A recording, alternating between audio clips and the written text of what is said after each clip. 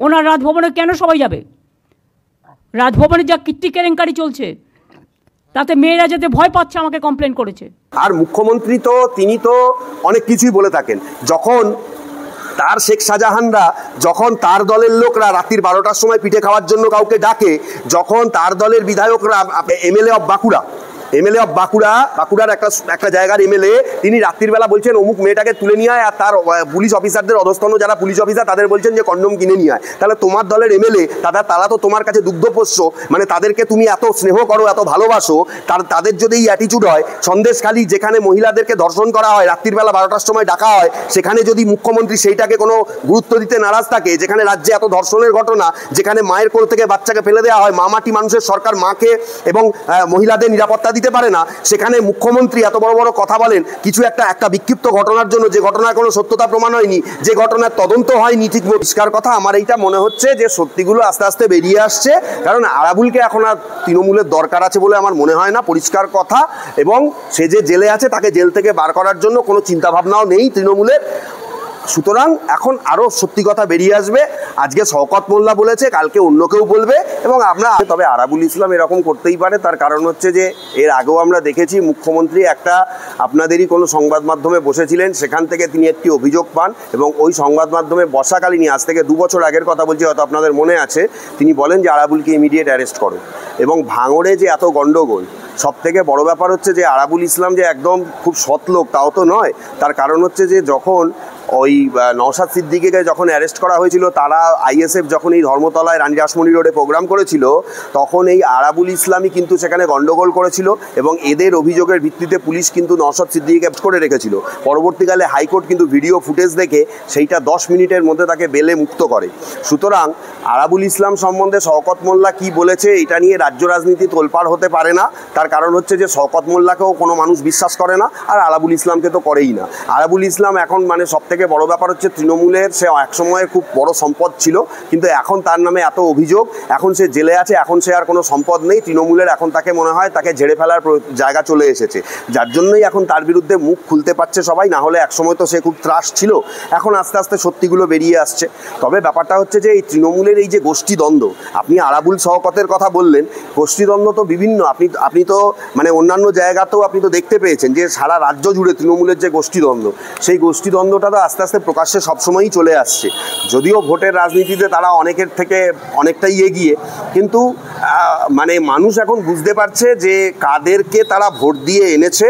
এবং সব থেকে বড় ব্যাপার হচ্ছে যে আপনি যেটা বললেন, এটা শিউরে ওঠার মতন একটা তথ্য, এটা আমি শুনে অবাক হয়ে গেলাম যে একজন মানুষ, সে বলছে একটা পঞ্চায়েত প্রধানের স্বামীকে মেরে ফেলার জন্য এত টাকা নিয়েছে। এটা আমরা কোন রাজ্যে বাস করছি? সে কি একজন সুপারি কিলার? আবার সে বলছে জনগণের নেতা, আবার সে বলছে সে দিদির অনুগামী, সে আবার মানুষের হয়ে কাজ করে, সে আবার হুমকিও দেয়। তাহলে একই অঙ্গে তার কত রকম রূপ। আর পরিষ্কার কথা, আমার এইটা মনে হচ্ছে যে সত্যিগুলো আস্তে আস্তে বেরিয়ে আসছে, কারণ আরাবুলকে এখন আর তৃণমূলের দরকার আছে বলে আমার মনে হয় না, পরিষ্কার কথা। এবং সে যে জেলে আছে তাকে জেল থেকে বার করার জন্য কোনো চিন্তাভাবনাও নেই তৃণমূলের। সুতরাং এখন আরও সত্যি কথা বেরিয়ে আসবে। আজকে শওকত মোল্লা বলেছে, কালকে অন্য কেউ বলবে, এবং আমরা আগামী দিনে দেখতে পাবো যে তার যা কুকীর্তি, সমস্ত কুকীর্তিগুলোই আমরা সংবাদ মাধ্যমের সামনে চলে আসবে।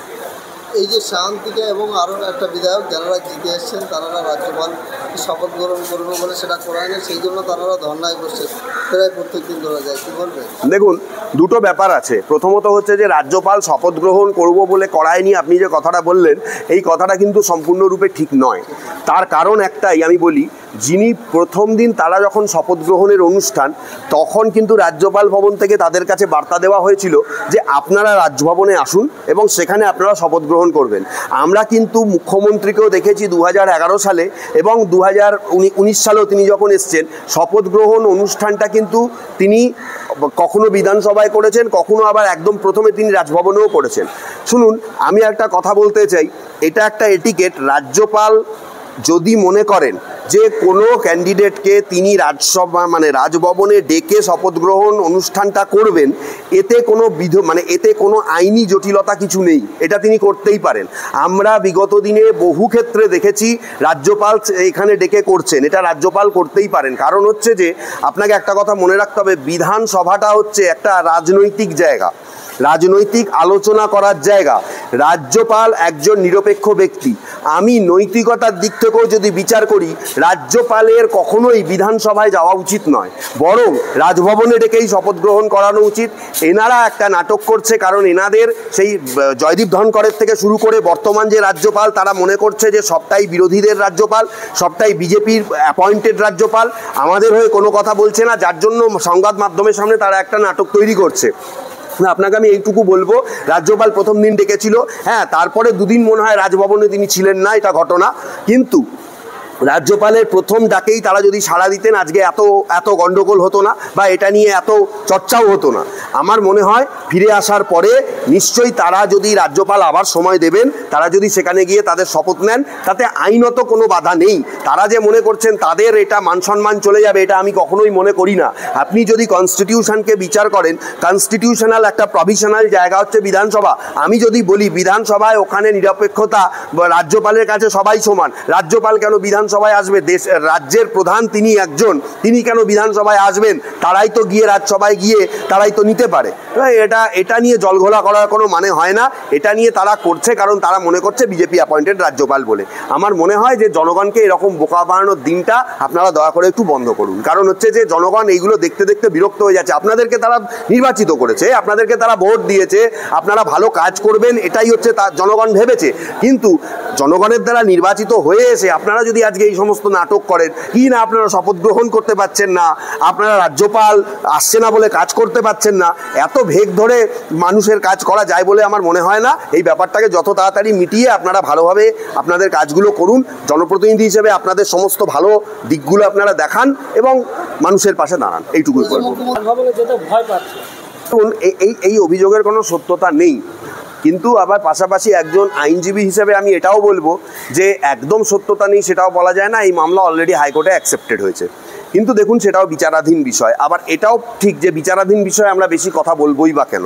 মুখ্যমন্ত্রীরও কোনো অধিকার নেই বিচারাধীন বিষয় নিয়ে বেশি কথা বলার।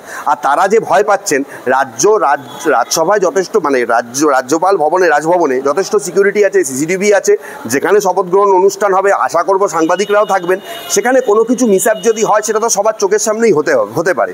আর যে ঘটনা নিয়ে বলা হচ্ছে সেই ঘটনা সত্যি না মিথ্যে তার আজও প্রমাণ পাওয়া যায়নি। যিনি অভিযোগ করেছিলেন তার অভিযোগ সত্যি না মিথ্যে, সেই অভিযোগে মানে অভিযোগ যারা কলকাতা পুলিশ তদন্ত করুক আর যারাই তদন্ত করুক, সেই তদন্ত এখনো শেষ হয়নি। সুতরাং কাউকে অভিযুক্ত এ কথা বলা যায় না। আর মুখ্যমন্ত্রী তো তিনি তো অনেক কিছুই বলে থাকেন। যখন তার শেখ শাহজাহানরা, যখন তার দলের লোকরা রাত্রির 12টার সময় পিঠে খাওয়ার জন্য কাউকে ডাকে, যখন তার দলের বিধায়করা, আপনাকে আমি বোধহয় এর আগে একটা ইন্টারভিউতে বলেছিলাম যে বছর দেড়েক আগে একজন এসপি এখানে এসেছিলেন একটা কাজের মানে কিছু কেসের ব্যাপারে কথা বলতে, তিনি হঠাৎ করে আমাকে বললেন যে এমএলএ অফ